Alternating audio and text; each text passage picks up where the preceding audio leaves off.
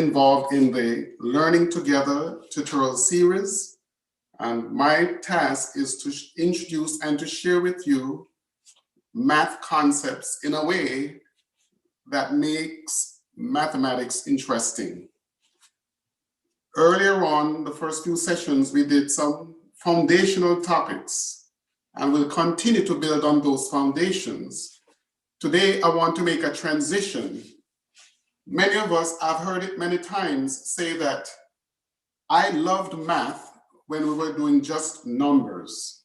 I had no problem. I was doing fine with math, with numbers. And then guess what? They introduced letters, not just letters, but shapes. And that just blew my mind and I just lost it.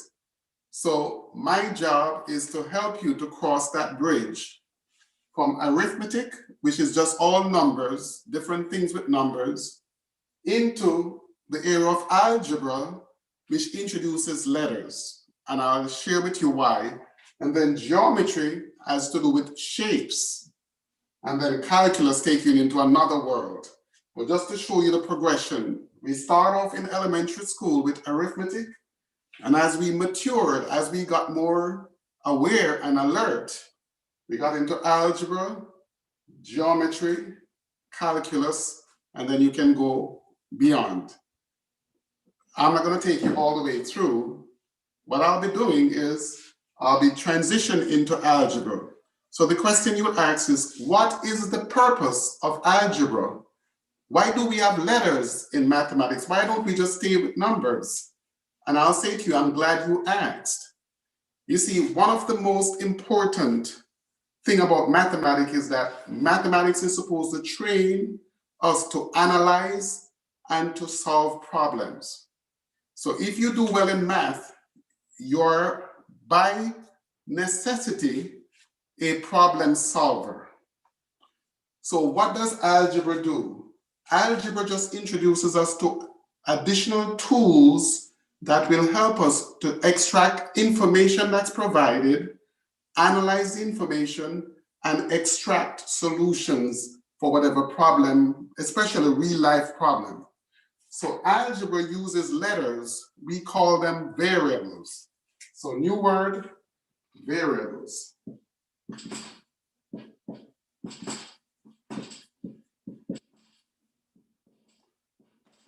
What we say in math is, if there is a quantity that is unknown, and we have the task of finding the value of that quantity, then one of the ways to approach it is to use a letter to represent the unknown. And that's what a variable is. It's a letter used to represent an unknown quantity. So the next time you see a letter in math, don't get scared. It's a variable. We call it a variable. So variables are letters used to represent quantities that are unknown. And part of problem solving is to end up finding a value for the variable that fits the solution or fits the circumstance with which we're working with. Based on the information given, based on the clues given, then the value we calculate should fit the information provided. That's what it is. So whenever you see letters again in math, don't get scared.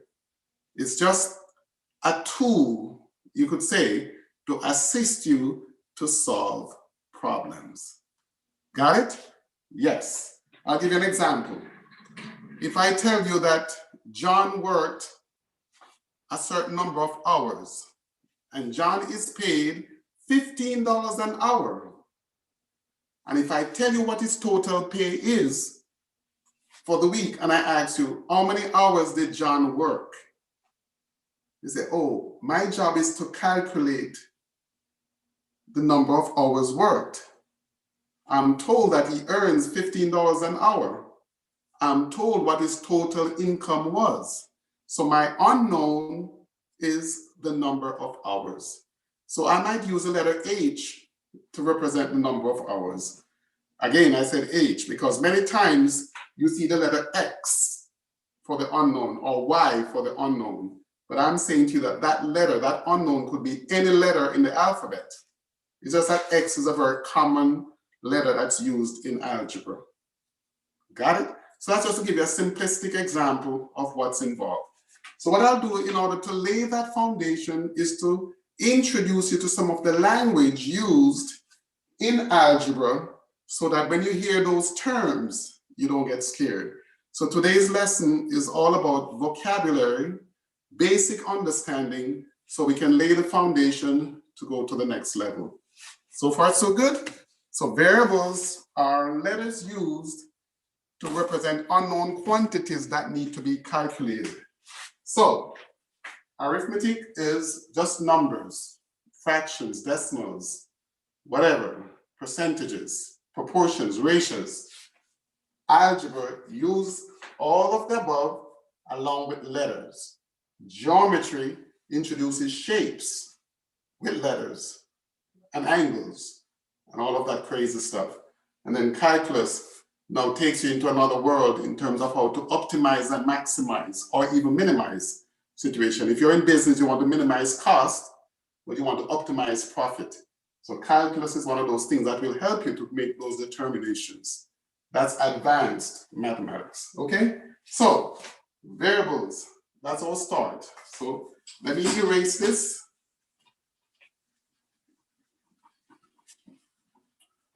And as I said to you, the first thing we have are variables.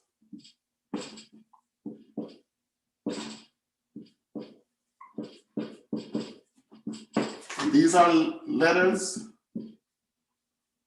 used to represent unknown quantities.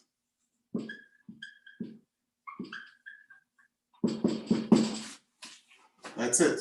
Now, one thing that I'll tell you right away is that in math, you will see a letter with a number beside it. And that number is called, those numbers are called coefficients.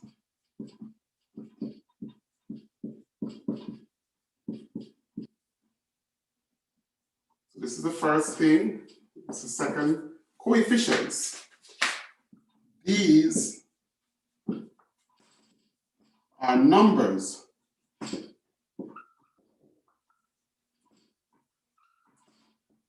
placed immediately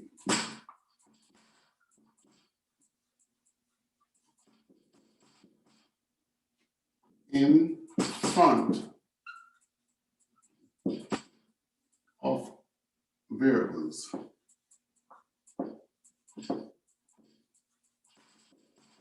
For example, examples.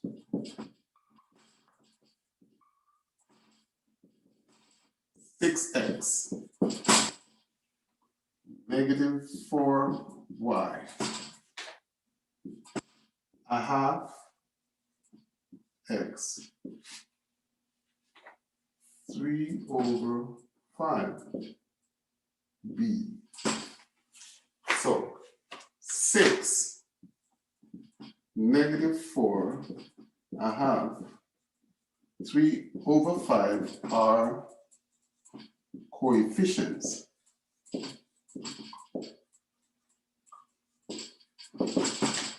So there it is. So we have just identified variables are letters introduced to help you solve problems. Coefficients are numbers placed in front of variables. Okay, for example, if I gave you 6x negative 4y a half x 3/5, those numbers placed immediately or they are attached. Notice there are no symbols between them, they're attached. Those numbers found immediately in front of variables attached to them are called coefficients. In these 4 examples, 6 is a coefficient, negative 4 is a coefficient, a half is a coefficient, 3/5 is a coefficient. Okay, not complicated. So far, so good. So let's go again. So we have 2 down, let's add another one.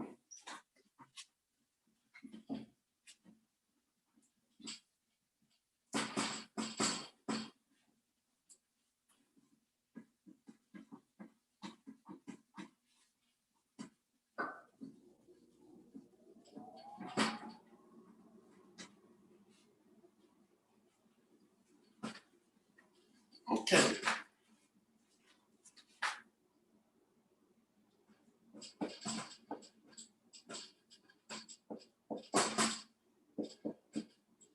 This is number 3, exponents. Okay. Represent the number of times something is multiplied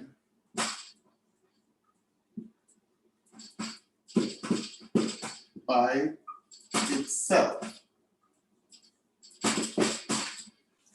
Examples.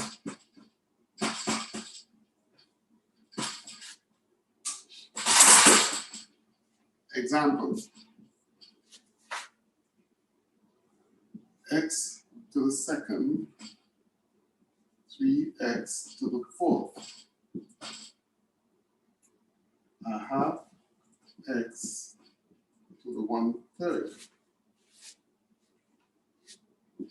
and 2x to the negative 3. So 2, 4, 1/3, and negative 3 are exponents. So in this case, 2 is an exponent, 4 is an exponent, 1/3 is an exponent, and negative 3 is an exponent. So we have variables, we have coefficients, we have exponents, and the letters here are called bases. This is a base, this is a base. So something raised to a power, the thing that is raised to the power is called a base. So then, so let's go 4 base.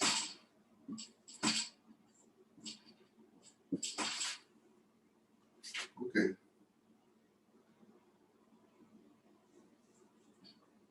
Item raised to a power is called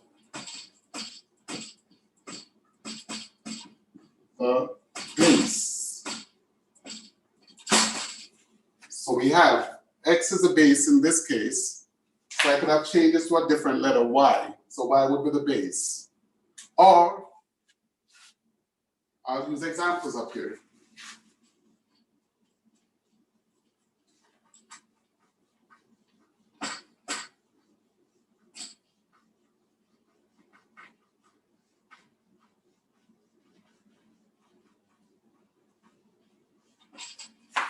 Examples.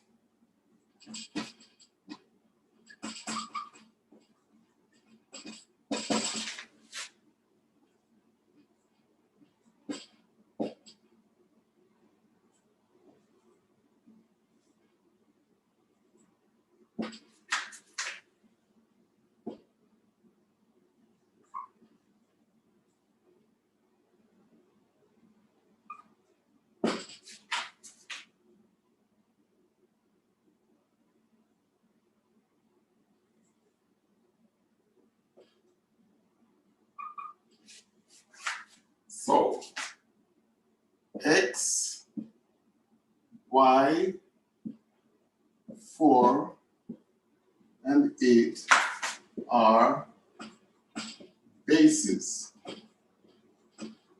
Again, x is raised to the power of 4. So this is the base, this is the exponent. In this case, negative 3 is the coefficient, y is the base, 2 is the exponent. 4 to the power of 5. So in this case, the base is 4. 8 to the power of a half. In this case, 8 is a base. Okay? Good. So,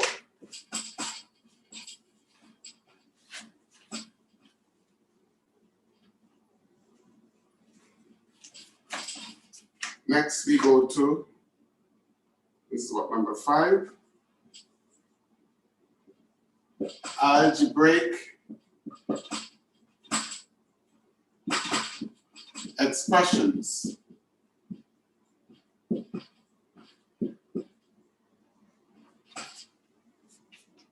Okay, we could have examples.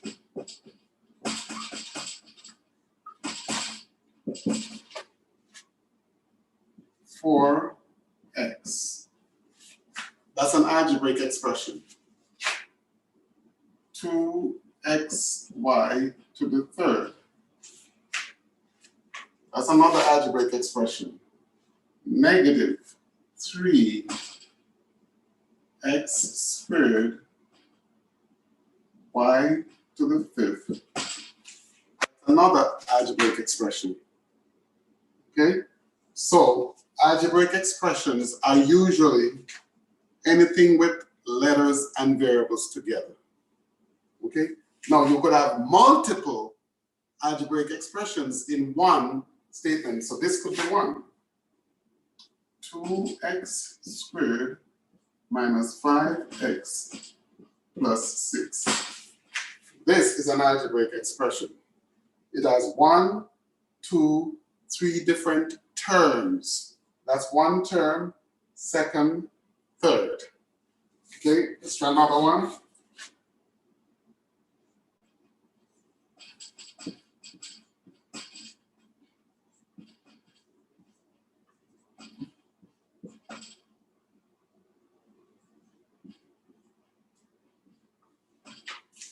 This is another algebraic expression.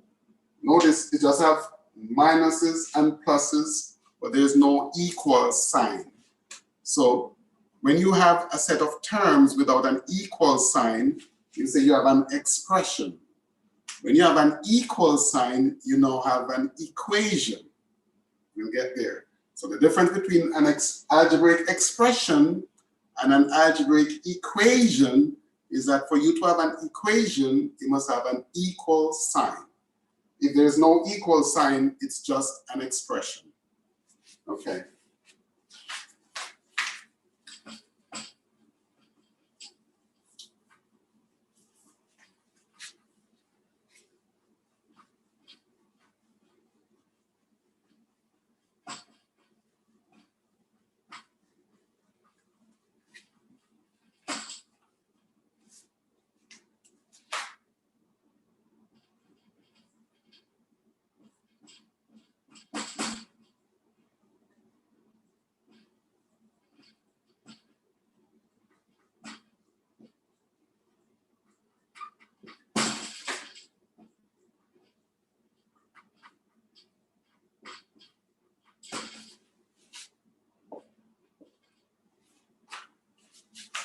Whenever you have an algebraic expression, each part that's separated by a negative or a positive is called a term.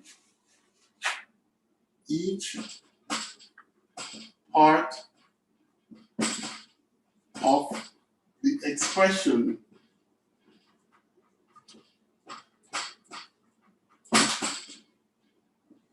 separated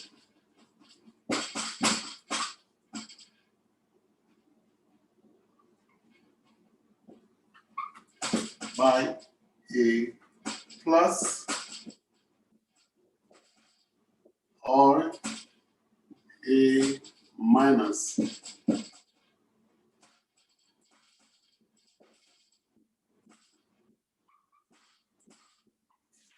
is called term.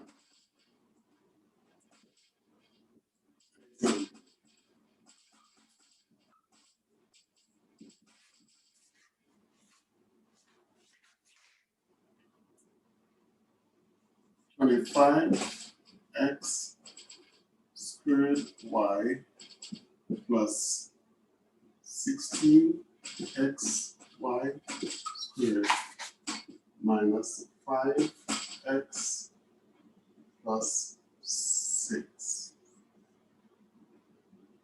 plus 14. So this algebraic expression has 1, 2, 3, 4 terms. 4 terms. There is no sign here, but if there isn't a sign, it is always understood that it's plus. Otherwise, you will see a minus sign. So if the sign isn't there, then you know it's a positive. So you don't, if it's the first one, you don't have to put the sign. You can just leave it as 25x squared y. 25 by itself is positive 25. So you could still write this as a plus 25 x squared y. So again, the terms are separated by plus or minus signs. So this is 1 term, 2 terms, 3 terms, 4 terms. Okay? So it is a good time now to go into something that is called classifying polynomials or classifying algebraic expressions.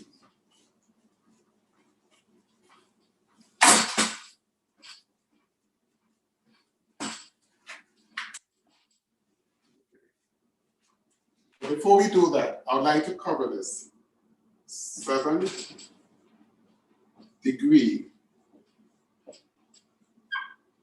of an expression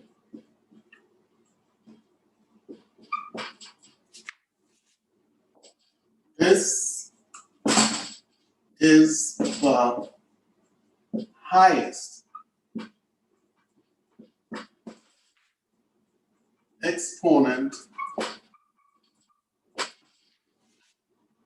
for any term in the expression.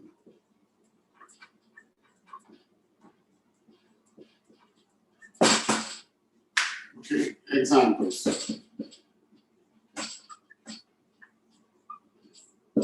Again, today I'm just laying foundation for algebra. It's introduction.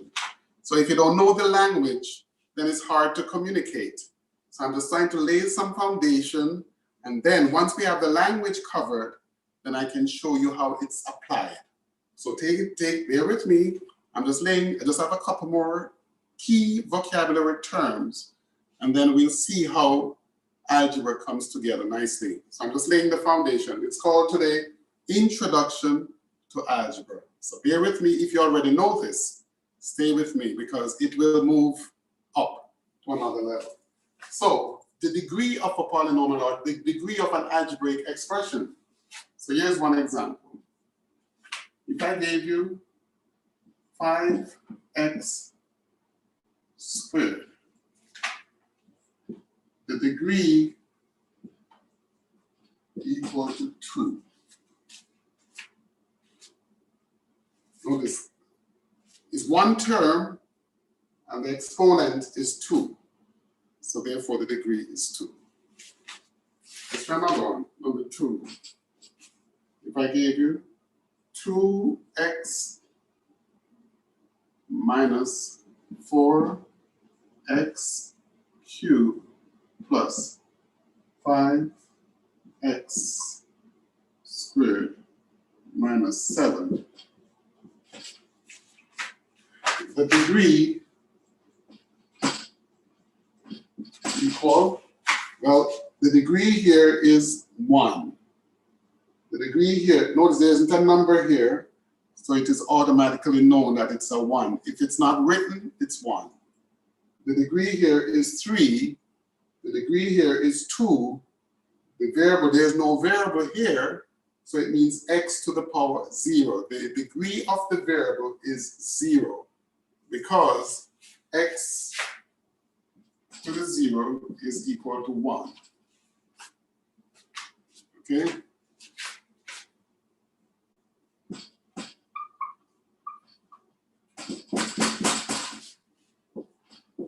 Anything to the power 0 is 1, except when x is equal to 0. 0 to the power 0 is not undefined. So from this day forward, anything to the power 0 is equal to 1, except 0 to the power 0 is undefined. It does not exist.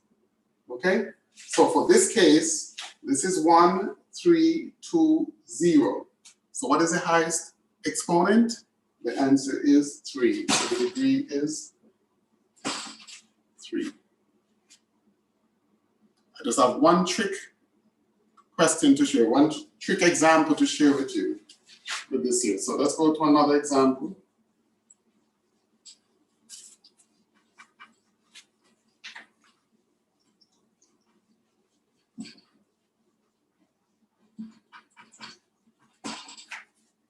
I gave you 4x squared y minus 5y to the 4th plus 3x to the 4th y squared minus 8. The degree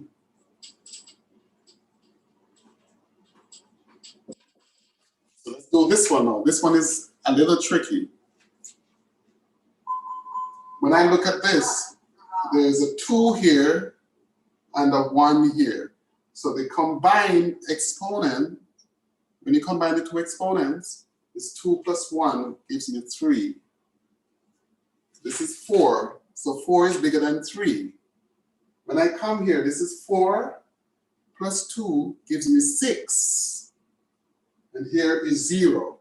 So if you're asked what is the degree of this entire expression, the answer is 4 plus 2, 6. Just so you know, this is the one that will trick a lot of people. Most people would say that the degree is 4, but it's not 4, because this term has a degree of 4, but this term has a total degree of 4 plus 2, which is 6. Keep that in mind, because a lot of people don't know that. A lot of people will be tricked by that one, okay? So if there is a term with multiple variables, then to determine the degree of that term, you have to add all the exponents within that term. So this one is 2 plus 1, that's a 3. This is a 4. This is 4 plus 2, that's 6. 6 is bigger than 4, bigger than 3, so the degree is 6. Okay? Good.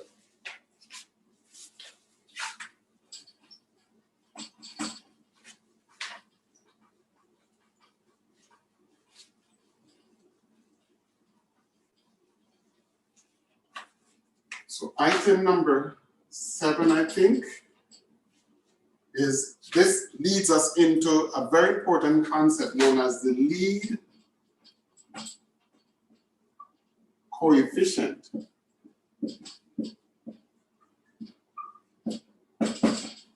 Lead coefficient. This is the number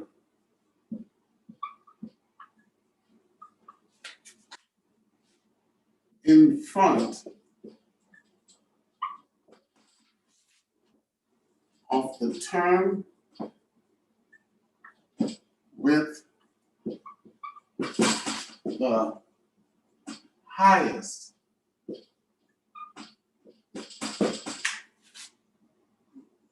exponent.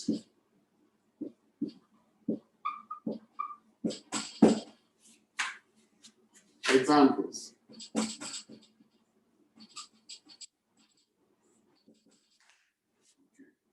This is the expression.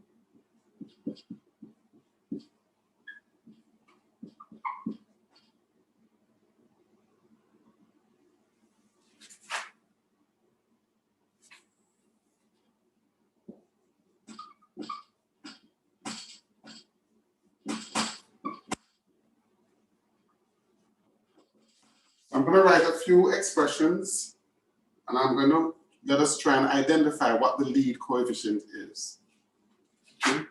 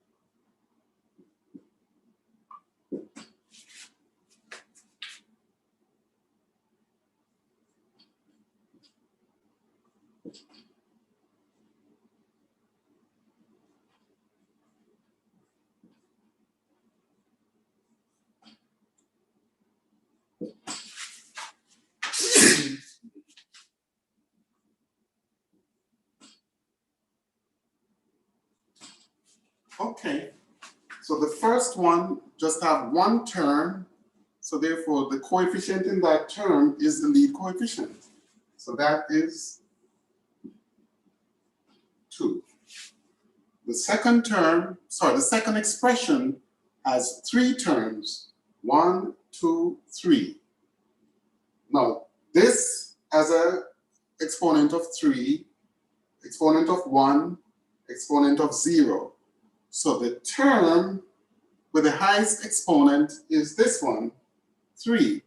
And the coefficient in this case is 5. So the lead coefficient for this one is 5. In this case, which term has the highest exponent? 1, 2, 3, 0. So 3 is the highest exponent. The coefficient for that term is -8. So the lead coefficient is -8.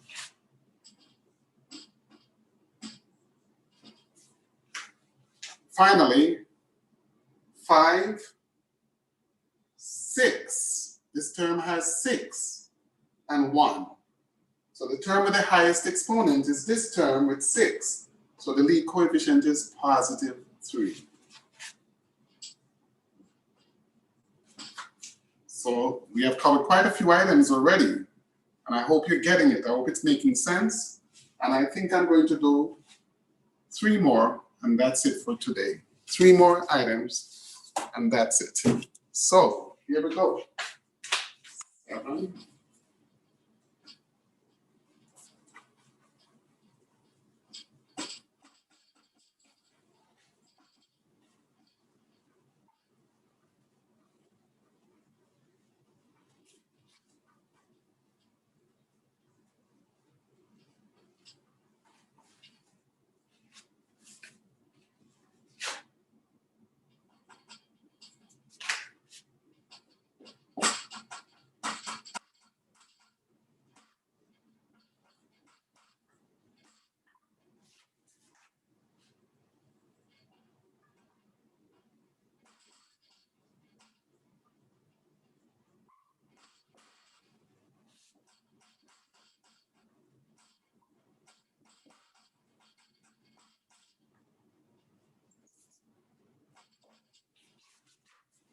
Okay.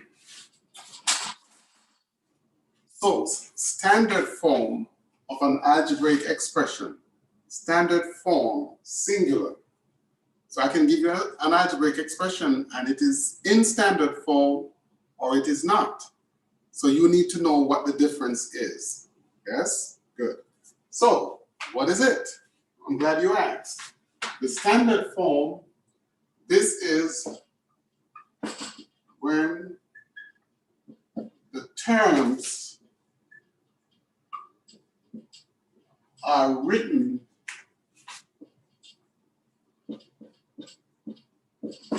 in order.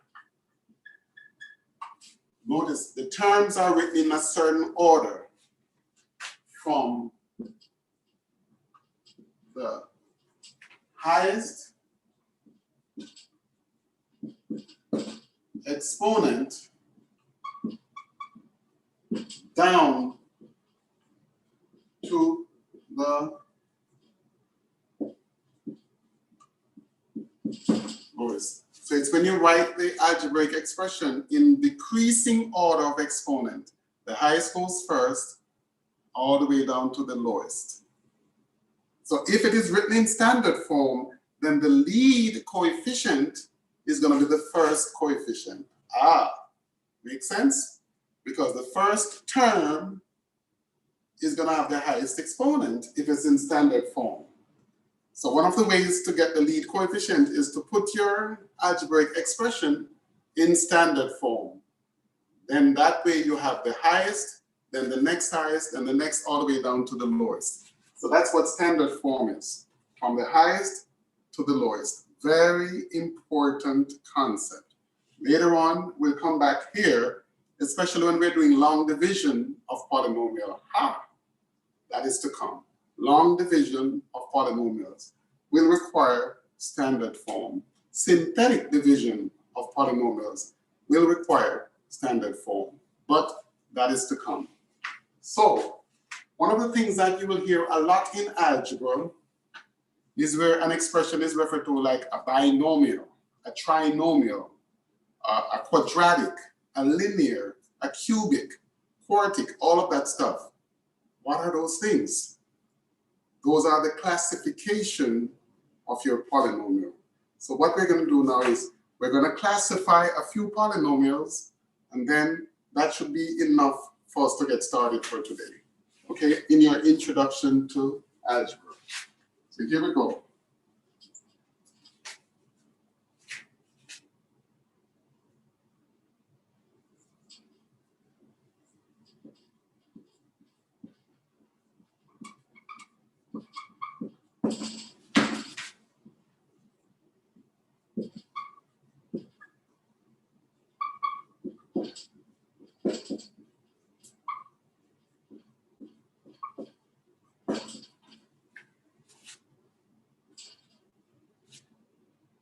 These are names given to expressions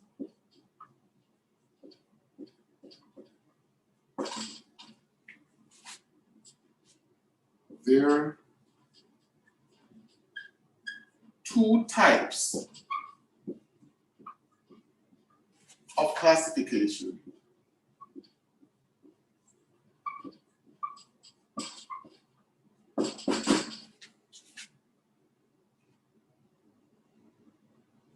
A, by the number of terms. So you can classify it by the number of terms. That's one type of classification. And B, by the degree of the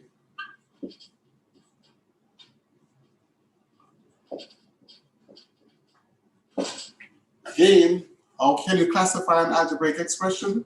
Two different ways. One way is to look at the number of terms, and then you can give it a name based on the number of terms.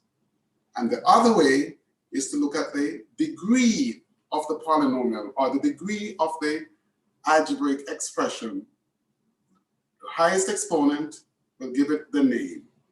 So we're going to discuss those different names, and I think it will be a good way. Okay, so let me erase this. I'm going to go through the first classification by the number of terms, and then the second classification by the degree, and we'll put them together in another little form.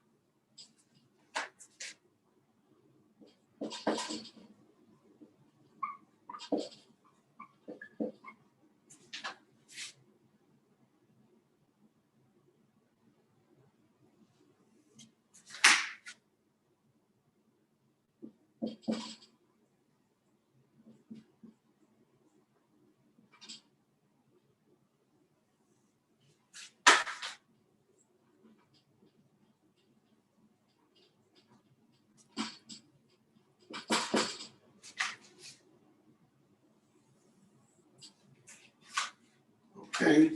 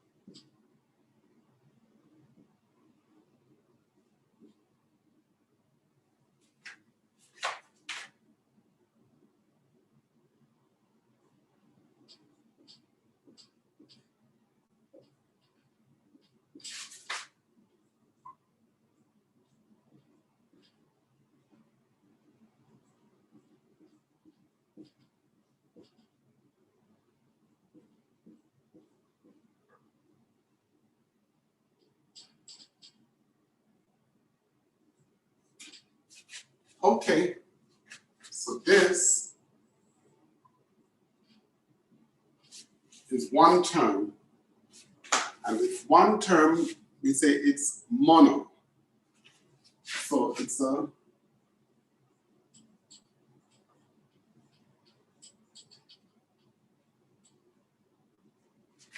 monomial, like a monocycle, monomial.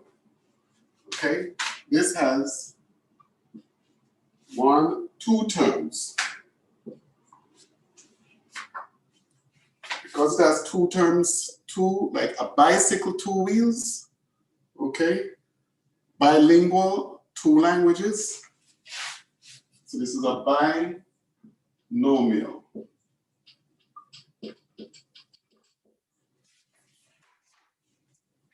This has 1, 2, 3. So this has three terms. And if you have three wheels, we say it's a tricycle. 3 wheels, tricycle. In this case, it's a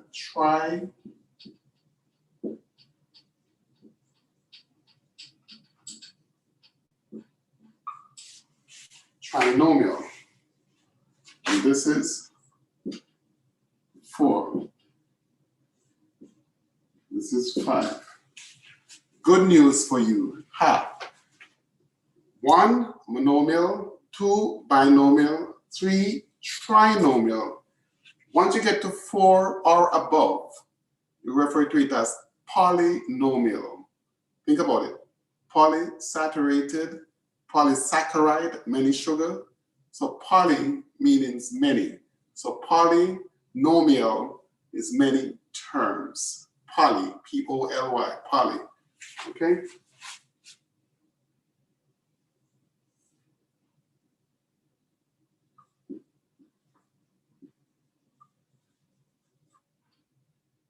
Let's see. Polynomial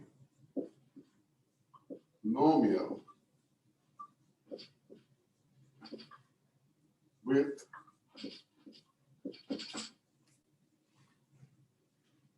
4 terms. Or with 5 terms.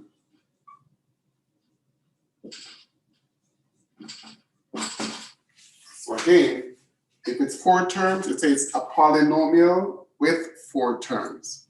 If it's 5 terms, it's a polynomial with 5 terms. If If it's 9 terms, polynomial with 9 terms. You mentioned the number of terms, that gives you an idea of how extensive the expression is. So again, when you use the term polynomial, you indicate how many terms are involved. So that is classifying by the number of terms. And now to finish this up, the introduction, we need to classify by the degree, Okay.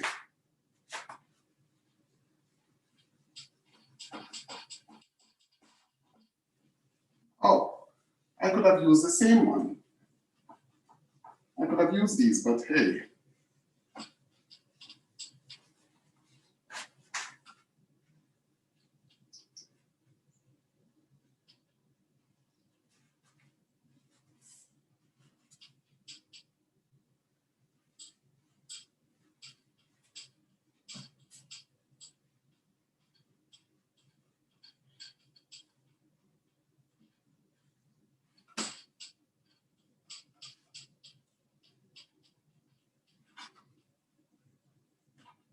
Okay. Classification by the degree.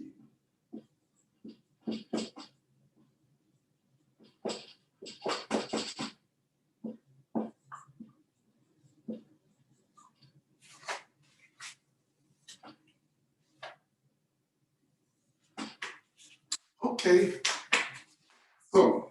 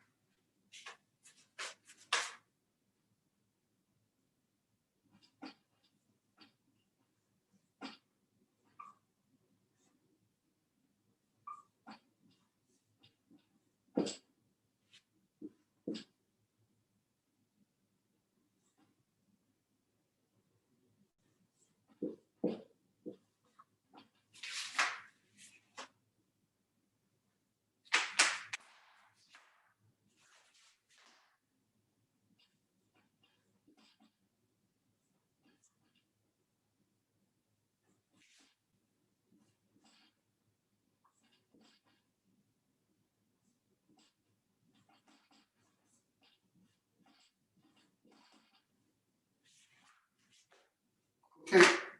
So for this,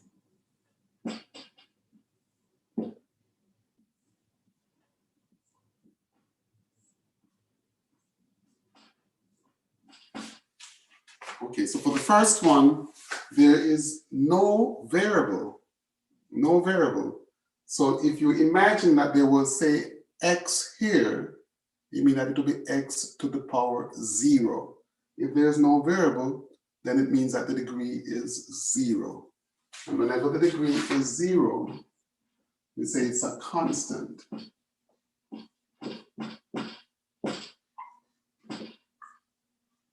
So a constant term is one that does not have a variable. So constant means that it's fixed. Variable means that it can change. Variable, changeable. So now you get it. So constant is fixed, so it has to be a number. Variable means that it's an unknown. We don't know where it is, where it falls. Okay? This one, the degree is 1. If the degree is 1, it is called linear.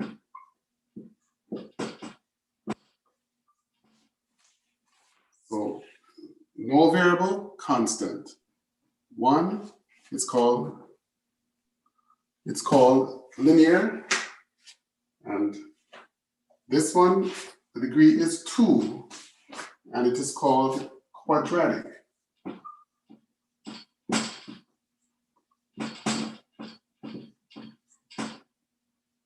Quadratic. This one is 3, it's called cubic.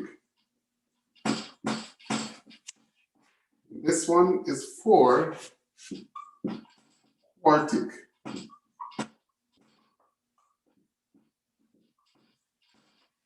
This one is 5, called quintic.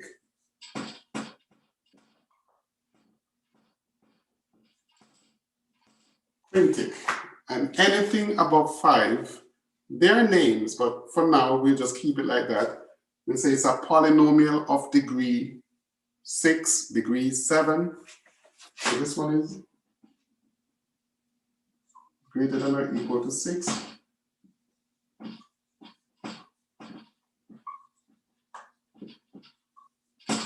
it's a polynomial of degree 6, whatever number is given. Okay? Well, that's it for today. I've laid some foundation, given you some vocabulary so we can speak the language. And then next class, we'll build on this and we'll start to use these terms as we explore algebra. Enjoy the rest of your day. Thank you so much.